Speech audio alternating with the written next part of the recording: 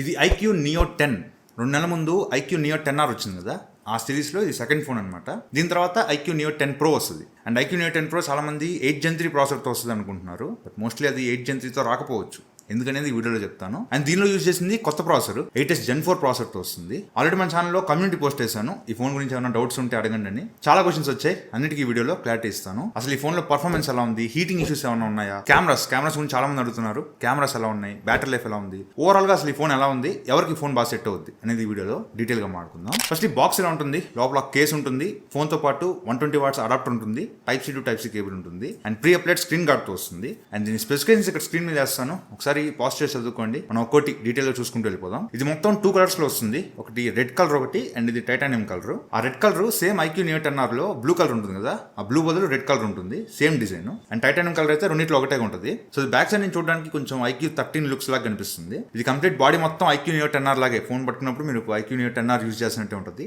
చుట్టూ ఫ్రేమ్ కానీ back side body కానీ మొత్తం ప్లాస్టిక్ బాడీతో వస్తుంది. ఇన్ హ్యాండ్ ఫీల్ అయితే బాగానే ఉంది, బట్ లిటిల్ బిట్ కొంచెం బరువు అనిపిస్తుంది. 208 grams వెయిట్ ఉంటుంది. And front side scotch sensation up protection తో వస్తుంది. ఈ ఫోన్ లో యూనిక్ సెల్లింగ్ పాయింట్ ప్రాసెసర్, ఇది కొత్త ప్రాసెసర్ తో వస్తుంది. స్నాప్డ్రాగన్ 8S Gen 4 ప్రాసెసర్ తో వస్తుంది. ఇది ఆల్మోస్ట్ 8 Gen 3 లెవెల్ పర్ఫార్మెన్స్ ఇస్తుంది. 8 Gen 3 లో ప్రైమ్ కోర్ 3.3 GHz ఉంటే 8S Gen 4 లో 3.21 GHz ఉంటుంది. Same Snapdragon 8 Gen 3 level performance దీనిలో ఎక్స్పెక్ట్ చేయొచ్చు. అందుకే చెప్తున్నా iQOO Neo 10 Pro 8 Gen 3 తో రాకపోవచ్చు అని. ఎందుకంటే దీనిలో అదే పర్ఫార్మెన్స్ ఉన్నప్పుడు 5,000 ఎక్కువ పెట్టి మళ్ళీ అదే పర్ఫార్మెన్స్ ఎందుకు చేస్తారు? So mostly iQOO Neo 10 Pro Snapdragon 8 Elite processor తో రావచ్చని నేను అనుకుంటున్నా. కన్ఫర్మేషన్ అయితే లేదు, నేను అనుకుంటున్నా అంతే. అది ఎప్పుడే రాదు, ఒక 2 నెలల టైం పడుతుంది. అండ్ ఈ ప్రాసెసర్ కూడా బెంచ్ మార్క్స్ లో చాలా బాగా స్కోర్ చేసింది. అండ్ బెంచ్ మార్క్స్ స్కోర్ ఇంచుమించు 2.1 మిలియన్ స్కోర్ చేసింది, చాలా మంచి స్కోర్ అది. అండ్ గీక్ బెంచ్ స్కోర్స్ కూడా చాలా బాగా చేసింది. అండ్ CPU థ్రోటల్ టెస్ట్ కూడా 91% వరకు థ్రోటల్ అయింది. స్కోర్స్ పరంగా అది చాలా బాగా హ్యాండిల్ చేసింది. అండ్ గేమింగ్ ఫీచర్స్ కూడా దీనిలో చాలా గేమింగ్ ఫీచర్స్ ఇచ్చారు. మీకు ఆల్మోస్ట్ iQOO 13 లో ఏవైతే గేమింగ్ ఫీచర్స్ ఉంటాయో మొత్తం దించేశారనమాట. 4D వైబ్రేషన్ కానీ, వాయిస్ చేంజర్ కానీ, game super resolution, motion control, game visual enhancement అని, అండ్ గేమ్ ఫ్రేమ్ ఇంటర్పోలేషన్ అని చెప్పడం మర్చిపోయా. ఇందులో super computing Q1 chip set తో వస్తుంది. ప్రాసెసర్ తో పాటు ఈ Q1 చిప్ సెట్ కూడా యూజ్ చేశారు.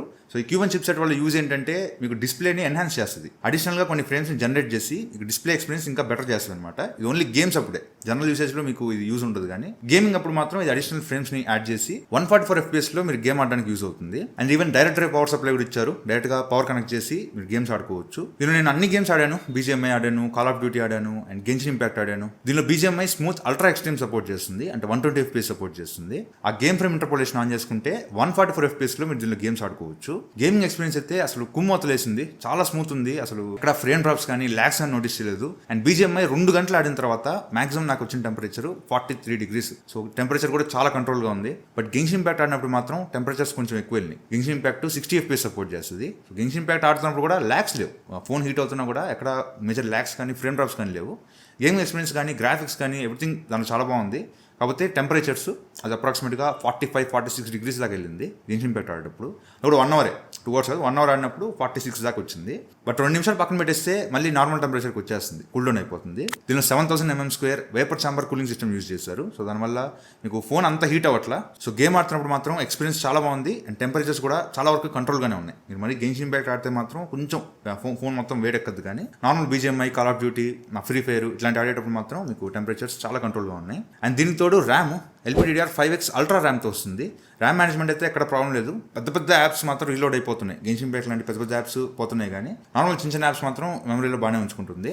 అండ్ స్టోరేజ్ ఇది బేస్ మోడల్ 128GB మోడల్ మాత్రం UFS 3.1 స్టోరేజ్తో వస్తుంది. అండ్ హై ఎండ్ మోడల్ 256 కానీ 512GB కానీ UFS 4.1 స్టోరేజ్తో వస్తుంది. సో ఇవన్నీ అడిషనల్ బూస్ట్ ఇస్తాయి అనమాట. గేమింగ్ కోసం అసలు ఈ ఫోన్ని కళ్ళు మూసుకొని తీసుకోవచ్చు. గేమింగ్ పర్ఫార్మెన్స్ ఎక్సలెంట్ ఉంది. ఓన్లీ గేమర్స్కే కాదు, ఎవరైనా వీడియో ఎడిటింగ్ చేయాలనుకున్నా, కొంచెం హెవీ మల్టీ టాస్కింగ్ చేయాలనుకున్నా వాళ్ళందరికీ కూడా ఈ ఫోన్ బాగా సెట్ అవుతుంది. అండ్ డిస్ప్లే దీనిలో 6.78 inches 1.5K AMOLED display use చేశారు. 144Hz రిఫ్రెష్ రేట్ సపోర్ట్ చేస్తుంది. ఇక్కడ డిస్ప్లేలో నేను మీకు ఒక 2 విషయాలు చెప్పాలనుకుంటున్నా.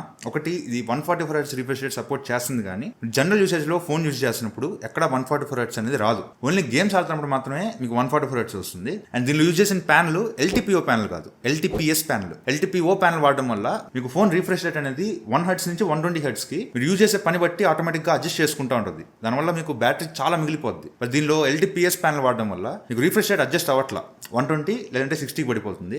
అంతకుమించి దిగట్లా, 1 Hz అట్లా రావట్లేదు. సో దీనివల్ల బ్యాటరీ అనేది కొంచెం తగ్గుద్ది. నేను మీకు ఇది బ్యాటరీ సెక్షన్ లో మాట్లాడతాను. అపార్ట్ ఫ్రమ్ దిస్, దీనిలో డిస్ప్లే ఎక్స్పీరియన్స్ చాలా బాగుంది. అసలు కలర్స్ కానీ, ఆ వైబ్రెన్స్ కానీ, ఆ క్వాలిటీ కానీ, ఆ షార్ప్నెస్ కానీ ఎక్సలెంట్ ఉంది. ఇది HDR10+ సపోర్ట్ చేస్తుంది. అమెజాన్ ప్రైమ్ నెట్ఫ్లిక్స్ని హెచ్డీ క్వాలిటీలో చూడొచ్చు. అండ్ ఈవెన్ సన్లైట్ విజిబిలిటీ కూడా బయట ఫోన్ యూజ్ చేస్తున్నప్పుడు హై బ్రైట్నెస్ మోడ్లో 2000 nits బ్రైట్నెస్ ప్రొడ్యూస్ చేస్తుంది. సో డైరెక్ట్ సన్లైట్లో కూడా ఫోన్ బాగానే యూజ్ చేసుకోవచ్చు. అండ్ ఇది స్టీరియో స్పీకర్స్తో వస్తుంది. డాల్బీ అట్మాస్ లేదు కానీ దీనిలో వాల్యూమ్ బూస్టర్ ఇచ్చారు. 300% వరకు వాల్యూమ్ బూస్ట్ చేస్తుంది. So display and sound quality మీరు ఖచ్చితంగా సాటిస్ఫై అవుతారు. కమింగ్ టు బ్యాటరీ, ఇది 7000 mAh బ్యాటరీతో వస్తుంది. 120 watts ఫాస్ట్ ఛార్జింగ్ సపోర్ట్ చేస్తుంది. బాక్స్ లోనే ఛార్జర్ ఇచ్చారు. దీన్ని బట్టి ఛార్జ్ చేస్తే 0 to 100% ఇంచుమించు 35 minutes లో ఫుల్ ఛార్జ్ అయిపోతుంది. కాకపోతే స్క్రీన్ ఆన్ టైము నాకు ఎందుకు చాలా తక్కువ అనిపించింది. 7000 mAh బ్యాటరీ అంటే నేను చాలా ఎక్కువ ఎక్స్పెక్ట్ చేశా. బట్ మాక్సిమం స్క్రీన్ టైం నాకు 8 hours వచ్చింది. సో 8 hours అనేది 6000 mAh బ్యాటరీ ఫోన్స్ లో వస్తుంటాయి. అంటే 7000 mAh ఇచ్చినా కూడా దీనిలో స్టిల్ 8 hours బ్యాటరీ బ్యాకప్ వస్తుంది. అండ్ దీనిలో కంప్లీట్ గా గేమింగ్ మీద టెస్ట్ చేసా ఒకసారి. ఓన్లీ గేమ్స్ ఆడి చెక్ చేశాను. BGMI 2 గంటలు ఆడాను. కాల్ ఆఫ్ డ్యూటీ 1 hour ఆడాను. అండ్ గెన్షిన్ ఇంపాక్ట్ 2 hours ఆడాను.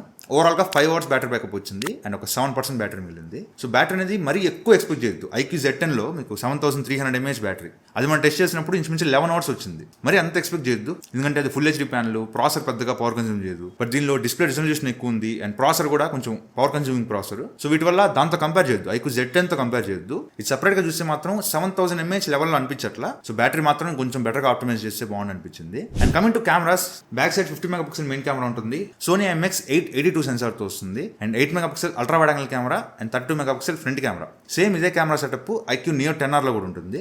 బట్ దానికి దీనికి చాలా డిఫరెన్స్ ఉంది. దీనిలో వైడ్ యాంగిల్ కెమెరా మీకు లైటింగ్ బాగుంటే డీసెంట్ పర్ఫార్మెన్స్, లైటింగ్ బాగుంటే బాగానే వస్తున్నాయి. బట్ లో లైట్ లో మాత్రం ఈ అల్ట్రా వైడ్ యాంగిల్ కెమెరా పెద్ద యూజ్ లేదు. అండ్ మెయిన్ కెమెరా దగ్గరికి వస్తే లైటింగ్ బాగున్నప్పుడు మాత్రం ఫోటోస్ దీనిలో ఎక్సలెంట్ వస్తున్నాయి. 1x ఫోటోస్ కానీ 2x ఫోటోస్ కానీ ఎక్సలెంట్ వస్తున్నాయి. ఈవెన్ పోర్ట్రేట్ షాట్స్ కూడా, పోర్ట్రేట్ షాట్స్ మొత్తం 3 ఫోకల్ లెంత్లో తీస్తుంది. 1x, 1.5x, 2x ఈ 3 డిఫరెంట్ ఫోకల్ లెంత్లో మీకు ఫొటోస్ కుమ్మవుతలేస్తుంది. కలర్స్ చాలా ఎక్సలెంట్ తీసుకుంటుంది. అండ్ HDR పర్ఫార్మెన్స్ కానీ, ఆ ఎక్స్పోజర్ కంట్రోల్ కానీ ఎవ్రీథింగ్ చాలా బాగా తీసుకుంటుంది. నాకైతే డే లైట్ లో ఫొటోస్ చాలా బాగా నచ్చినాయి. అండ్ లో లైట్ లోకి వెళ్తే లైక్ మాల్ కండిషన్స్ లోకి వెళ్తే మాత్రం మీకు ఫొటోస్ అనేవి సాఫ్ట్ అయిపోతున్నాయి. 1x ఫొటోస్, 2x ఫొటోస్ కొంచెం ఫేస్ కొంచెం సాఫ్ట్ అయిపోతుంది. బట్ బాగానే వస్తున్నాయి, చూడడానికి బాగానే ఉన్నాయి. అండ్ పోర్ట్రేట్ షాట్స్ కూడా 1x, 1.5, 2x అన్ని కూడా కొద్దిగా సాఫ్ట్ అవుతున్నాయి. బట్ ఫోటోస్ చూడడానికి బాగానే ఉన్నాయి. కాకపోతే వెనకాల ఏమన్నా లైటింగ్స్ ఉంటే మాత్రం పోర్ట్రేట్ షాట్స్ సరిగ్గా తీసుకోవట్లా. ఇక్కడ చూడొచ్చు బ్యాక్గ్రౌండ్ లో బౌలింగ్ అని ఉంది. 1x, 1.5x, 2x ఒక్క దానిలో ఒక రకంగా లైటింగ్ తీసుకుంది. ఇక్కడ కూడా బంపర్ కార్ జోన్ అని ఉంది. ఇక్కడ కూడా 1x, 1.5x, 2x వెనకాల టెక్స్ట్ దగ్గర లైటింగ్ చేంజ్ అయిపోతుంది. బట్ ఎనీవే లో లైట్ లో ఫోటోస్ అయితే బాగానే వస్తుంది. బట్ స్ట్రీట్ లైట్ కండిషన్ లోకి వస్తే మాత్రం ఇక్కడ 1x photos, main camera 1x photos బాగానే వస్తున్నాయి. బట్ 2x ఫోటోస్ మాత్రం షార్ప్ అయిపోతున్నాయి, బాగా షార్ప్ గా వచ్చేస్తున్నాయి ఫోటోస్. ఈవెన్ పోర్ట్రేట్స్ కూడా 1x బాగానే వస్తుంది. 1.5x, 2x డిజిటల్ జూమ్స్ కాబట్టి మీకు మొత్తం షార్ప్గా వచ్చేస్తున్నాయి ఫొటోస్. సో లైటింగ్ తక్కువ ఉంటే మాత్రం మీకు 1x ఫొటోస్ బాగా వస్తున్నాయి, కానీ ఆ 1.5x కానీ 2x కానీ అంత గొప్పగా రావట్లా. అండ్ బ్యాక్ కెమెరా యూజ్ చేసి 4K 60 FPS లో వీడియోస్ రికార్డ్ చేసుకోవచ్చు. వీడియో క్వాలిటీ అసలు నాకు దీనిలో ఎక్సలెంట్ అనిపించింది. మీకు iQOO Neo 10R లో చెప్పా అసలు వీడియో క్వాలిటీ చండాలంగా ఉందనేసి. బట్ అదే కెమెరా సెటప్ దీనిలో ఇచ్చినా కూడా దీనిలో వీడియో క్వాలిటీ ఎక్సలెంట్ ఉంది. నేను ఊరికే చెప్పడం కాదు, ఇక్కడ వీడియో వేస్తాను చూడండి. iQOO Neo 10 లో 4K 60 FPS లో ఆప్టికల్ ఇమేజ్ స్టెబిలైజేషన్ సపోర్ట్ చేస్తుంది. అసలు వీడియో క్వాలిటీ చాలా బాగా నచ్చింది నాకైతే. But iQOO Neo 10R video ఒకసారి ఇక్కడ వేస్తాను చూడండి. వీడియో క్వాలిటీ అసలు చూడండి ఎంత డిఫరెన్స్ ఉంది రెండు వీడియోలకి. అందుకే చెప్పింది iQOO Neo 10R లో వీడియో సరిగ్గా లేదనేసి. దానికి చాలా మంది నన్ను తిట్టారు కామెంట్స్ లో. ఒకసారి మీరే చూడండి డిఫరెన్స్, ఎంత డిఫరెన్స్ ఉంది మీరే చూడండి. సో ఈ ఫోన్ మాత్రం 4K 60 FPS శాంపుల్ ఎక్సలెంట్ ఉంది. అండ్ అల్ట్రా స్టెబిలైజేషన్ ఉంది. 1080p 60 FPS రికార్డ్ చేసుకోవచ్చు. OIS ప్లస్ ES రెండు యాక్టివేట్ అవుతాయి. ఇది కూడా బాగానే ఉంది, కానీ దీనికన్నా 4K 60 FPS శాంపుల్ ఇంకా బాగుంది. అదే అంత షేక్ అవట్లా, బాగా స్టేబుల్ గానే ఉంది. అండ్ లో లైట్లోకి వెళ్తే మాత్రం ఇక్కడ వీడియో క్వాలిటీ అంత బాగాలేదు. 4K 60 FPS మాత్రం అంత డీటెయిల్స్ లేవు, కొంచెం సాఫ్ట్ అయిపోతుంది, పెద్ద డీటెయిల్స్ లేవు, కొంచెం లిటిల్ బిట్ నాయిస్ కూడా నోటీస్ చేస్తారు. అండ్ ఫ్రంట్ 32 MP కెమెరాతో వస్తుంది. ఫ్రంట్ కెమెరా కూడా దీనిలో చాలా బాగుంది. ఫోటోస్ కానీ పోర్ట్రేట్ షాట్స్ కానీ చాలా బాగా తీసుకుంటుంది. మీకు కలర్స్ కానీ డీటెయిల్స్ కానీ HDR పర్ఫార్మెన్స్ కానీ వెనకాల సన్ ఉన్నా మీకు ఎక్స్పోజర్ కంట్రోల్ కానీ ఎవ్రీథింగ్ దీనిలో చాలా బ్యాలెన్స్డ్ గా తీసుకుంటుంది. కాకపోతే లో లైట్ లోకి వెళ్ళారంటే మాత్రం మీకు ఫేస్ కొంచెం సాఫ్ట్ అయిపోద్ది మాల్ లైటింగ్ కండిషన్స్ లో. అండ్ స్ట్రీట్ లైట్ కండిషన్ లో కూడా ఫోటోస్ కానీ పోర్ట్రేట్స్ కానీ కొంచెం సాఫ్ట్ అయిపోయి ఉంటుంది. And video front camera use చేసి కూడా 4K 60 FPS లో రికార్డ్ చేసుకోవచ్చు. కాకపోతే స్టెబిలైజేషన్ ఉండదు, లిటిల్ బిట్ కొంచెం వీడియో షేక్ అవుతూ ఉంటుంది. బట్ ఇక్కడ ప్రాబ్లం ఏంటంటే వీడియో కొంచెం వైడ్ ఇచ్చుంటే బాగుండేది. కొద్దిగా వీడియో కొంచెం జూమ్ అయినట్టు అనిపిస్తుంది. కొంచెం వైడ్ ఇచ్చుంటే ఏమైనా బ్లాక్ చేసుకోవడానికి కూడా అది కొంచెం యూజ్ అయ్యేది. బట్ డే టైంలో వీడియో క్వాలిటీ బాగానే ఉంది. బట్ నైట్ టైంలో మాత్రం 4K 60 FPS శాంపుల్ బాగా చీకటికి వచ్చేస్తుంది, బాగా నాయిస్ వస్తుంది, బాగా షేక్ అవుతుంది. 4K 60 FPS శాంపుల్ బాగాలేదు. ఒకవేళ మీకు 4Kలోనే కావాలనుకుంటే 4K 30 FPS లో రికార్డ్ చేసుకోండి. 4K 30 FPS లో కొంచెం వీడియో కొంచెం బ్రైట్గా వస్తుంది. కాకపోతే దీనిలో బొకే వీడియో లేదు. బ్యాక్ కెమెరాకి కానీ ఫ్రంట్ కెమెరాకి కానీ బొకే వీడియో ఆప్షన్ ఇవ్వలేదు. సో అదొకటి కొంచెం నెగిటివ్ అనిపించింది. సో ఓవరాల్గా లైటింగ్ బాగున్నప్పుడు మాత్రం బ్యాక్ కెమెరా ఫ్రంట్ కెమెరా చాలా బాగుంది. బట్ లో లైట్లో కానీ నైట్ టైంలో కానీ ఫేస్ కొంచెం సాఫ్ట్ అయిపోతుంది. బట్ ఎనీవే కెమెరాస్ అయితే బాగానే ఉన్నాయి. ఇది గేమింగ్ సెంటర్గా తీసుకొచ్చారు కాబట్టి మీరు మరి కెమెరాస్ ఎక్కువ ఎక్స్పెక్ట్ చేయలేరు. Moto X60 Pro level cameras దీనిలో ఎక్స్పెక్ట్ చేయలేరు. సో కెమెరాస్ ఇచ్చినంత వరకు బాగానే ఉన్నాయి. నేనైతే సాటిస్ఫైడే. అండ్ ఇది 15th వస్తుంది. 3 years Android updates and 4 years security updates promise చేస్తున్నారు. And Funtouch OS 15th వస్తుంది. ఫన్ టచ్ OS 15 కాబట్టి ఇందులో 15 బ్లోట్వేర్ యాప్స్ ఇచ్చారు అనమాట. ప్రీ ఇన్స్టాల్డ్గా 15 యాప్స్ ఇచ్చారు. సో అవన్నీ మీరు అన్ఇన్స్టాల్ చేసుకోవాలి. అండ్ దీనిలో NFC సపోర్ట్ ఉంటుంది. Wi-Fi 7తో వస్తుంది. బ్లూటూత్ వర్షన్ 5.4 సపోర్ట్ చేస్తుంది. కాకపోతే USB పోర్ట్ USB 2.0 పోర్ట్తో వస్తుంది. సో డైరెక్ట్గా ఎల్గాటో లాంటి కనెక్ట్ చేసి గేమ్ స్ట్రీమ్ చేద్దాం అంటే కుదరదు. అండ్ దీనిలో IR బ్లాస్టర్ ఉంటుంది. మీ ఇంట్లో ఏసీలు టీవీలు కంట్రోల్ చేయాలనుకుంటే యూజ్ చేసుకోవచ్చు. అండ్ IP రేటింగ్ ఇది IP65 రేటింగ్తో వస్తుంది. And in display fingerprint సెన్సార్తో వస్తుంది. ఫింగర్ ప్రింట్ యాక్యురసీ బాగానే ఉంది, కానీ ఫింగర్ ప్రింట్ మరీ కిందకి ఇస్తున్నారు. iQOO Neo 10R కూడా సేమ్ ప్రాబ్లం, చాలా కిందకి ఇచ్చారు.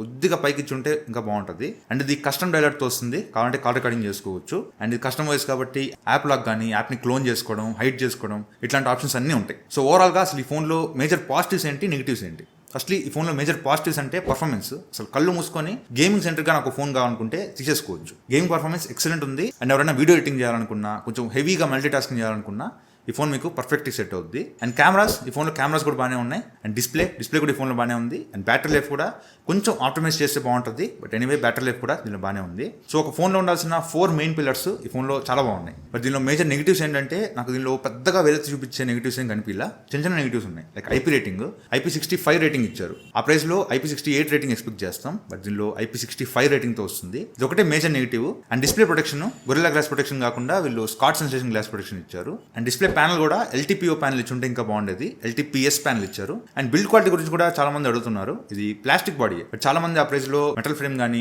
గ్లాస్ బాడీ కానీ ఎక్స్పెక్ట్ చేస్తారు. సో ఇప్పటికే ప్లాస్టిక్ బాడీ యూజ్ చేస్తేనే వెయిట్ కొంచెం ఎక్కువ ఉంది. 208 grams వెయిట్ ఉంది. ఇన్ హ్యాండ్ ఫీల్ కొంచెం బరువు అనిపిస్తుంది. అలాంటిది అల్యూమినియం ఫ్రేము, గ్లాస్ బాడీ ఇవన్నీ ఇచ్చారంటే మాత్రం ఇంకా ఫోన్ ఎక్కువ బల్క్ అయిపోద్ది, బాగా బరువు అయిపోద్ది. సో వీళ్ళు ఇచ్చినంత వరకు బాగానే ఇచ్చారు. నేను దాని గురించి ఎక్కువ కంప్లైంట్ చేయట్లా. సో ఇవి ఫోన్లో ఉన్న మేజర్ నెగిటివ్స్ అయితే. Coming to pricing, base model 8GB RAM 128GB model 31,999 launch చేశారు. 8GB RAM 256GB model 33,999 launch చేశారు. And high end model 12GB RAM 256GB model 35,999 launch చేశారు. And 16GB RAM 512GB storage model 40,999 launch చేశారు. And అన్నిటికీ ₹2,000 card offer ఉంది. Base model 8+128GB model card offers కలుపుకొని 29,999 వస్తుంది. అసలు excellent prices ఇవి. So ఓవరాల్గా ఈ ఫోన్ ఎవరు తీసుకోవచ్చు అంటే ఖచ్చితంగా ఇది ఒక మంచి ఆల్రౌండర్ ఫోనే. కాకపోతే ఎవరికైతే first priority performance, second priority కెమెరాస్గా పెట్టుకుంటారో వాళ్ళు ఈ ఫోన్ తీసుకోవచ్చు. లేదు నాకు ఫస్ట్ ప్రియారిటీ కెమెరాస్, పర్ఫార్మెన్స్ అటు ఇటు ఉన్నా పర్లేదు అనుకుంటే కెమెరా సెంట్రిక్ ఫోన్స్ చాలా ఉన్నాయి. అట్లా టెలిఫోటో కెమెరా ఉంటుంది, ఫోటోలు ఇంకా బాగా వస్తాయి, వాటికి వెళ్ళిపోవచ్చు. సో ఎవరికైతే పర్ఫార్మెన్స్ అనేది మెయిన్ ప్రియారిటీ, బట్ రిమైనింగ్ అన్ని ఆస్పెక్ట్స్ బాగుండాలి, ఒక మంచి ఆల్రౌండర్ ఫోన్ కావాలి, బట్ దానిలో మెయిన్ ప్రియారిటీ పర్ఫార్మెన్స్కి ఇస్తారు, వాళ్ళు ఈ ఫోన్ని కళ్ళు మూసుకొని తీసుకోవచ్చు. దీనిలో పర్ఫార్మెన్స్ చాలా బాగుంది. అండ్ దీనిలో కెమెరాస్ కూడా యూజ్ఫుల్ ఉన్నాయి. సో ఓవరాల్గా ఇది ఒక మంచి ఫోన్, ఖచ్చితంగా ఈ ఫోన్ని తీసుకోవచ్చు. సో ఇది వాళ్ళ వీడియో అయితే. వీడియో మీ నచ్చితే లైక్ చేయండి, షేర్ చేయండి, కామెంట్ చేయండి. ఛానల్ సబ్స్క్రైబ్ చేసి మాత్రం మర్చిపోకండి. Thank you friends. బాయ్. జై హింద్.